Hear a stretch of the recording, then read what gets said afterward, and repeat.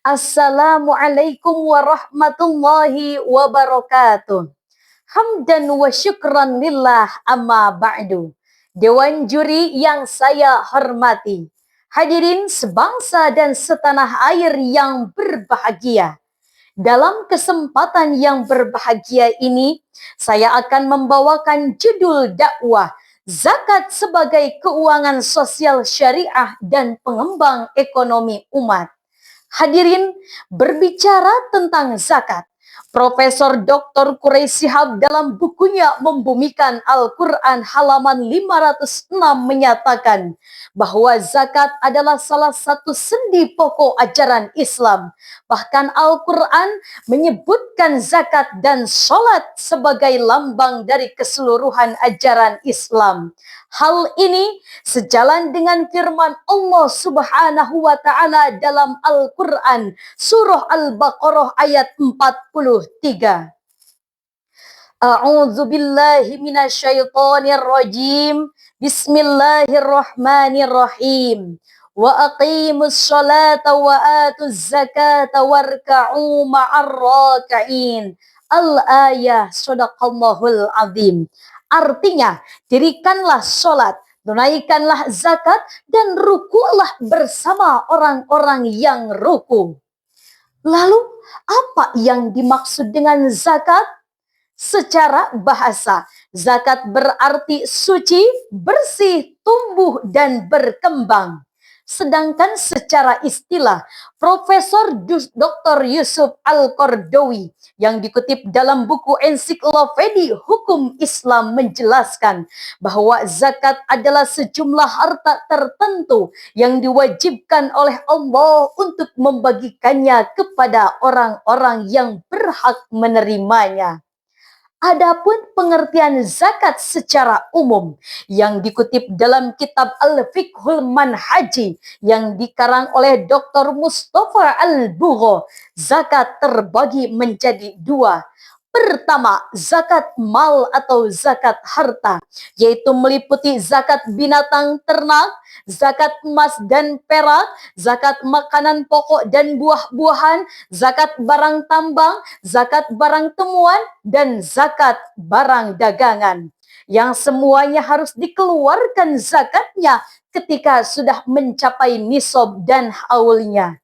Kedua, zakat fitrah, yaitu zakat yang meliputi bahan makanan pokok atau uang yang dikeluarkan ketika bulan Ramadan sebelum melaksanakan sholat Idul Fitri sesuai ukuran yang telah ditentukan.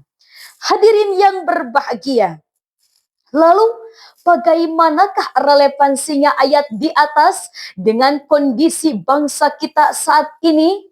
Alhamdulillah hadirin, pemerintah kita memberi perhatian yang serius tentang masalah zakat, yaitu dengan diterbitkannya Undang-Undang Nomor 23 Tahun 2011 dan Peraturan Pemerintah Nomor 14 Tahun 2014 tentang pengelolaan zakat. Bahkan yang patut kita apresiasi bersama, di negara kita banyak didirikan lembaga-lembaga penjemput zakat, infak, sodakoh, dan wakaf atau jiswab seperti Basnas, rumah zakat, zakat center, dan lembaga zakat lainnya.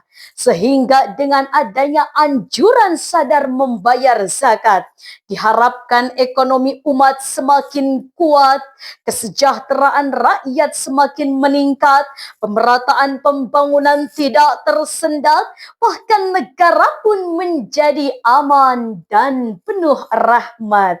Amin ya rabbal alamin. Namun sayang hadirin, kenyataannya di negara kita masih banyak masyarakat yang belum sadar membayar zakat. Menurut hasil penelitian yang dilakukan oleh Basnas, potensi zakat nasional tahun 2024 mencapai angka 327 triliun.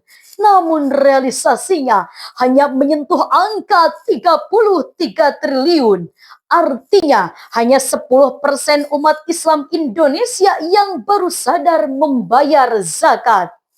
Jika kondisinya seperti itu, bukan pemerataan ekonomi yang didapat, yang ada hanyalah Jawa Timur, Jawa Timur, Jawa Barat, yang makmur tambah makmur, yang melarat tambah melarat. Na'udzubillahi min dzalik. Padahal Rasulullah Shallallahu Alaihi Wasallam bersabda dalam hadisnya, "Laisal mu'minul ladzi yashba'u wa jaruhu ja'iun ila jambihi." Artinya, bukan termasuk orang mukmin orang yang hidupnya hanya kenyang sendirian, sementara tetangganya hidup lapar sampai ke lambungnya. Hadis riwayat Bukhari. Oleh karena itu, uraian ini dapat saya simpulkan bahwa zakat adalah kewajiban syariat yang harus ditunaikan. Dengan zakat, harta dan jiwa akan bersih dan mengalami kesucian. Kehidupan akan tenang dan nyaman. Bahkan kesejahteraan masyarakat akan mengalami pemerataan. Semoga bangsa kita selalu diberkahi dan dirahmati oleh Allah yang Maha Rahman. Amin ya Rabbal Alamin. Sekian dan demikian yang dapat saya sampaikan. Saya akhiri dengan sebuah pantun. Pelabuhan Ratu di Jawa Barat, warganya ramah dan bermartabat. Jika umat bersatu membayar zakat, niscaya hidup akan penuh rahmat. Amin ya Rabbal Alamin. Wallahul muwafiq ila aqwamit thariq. Wassalamu alaikum warahmatullahi wabarakatuh.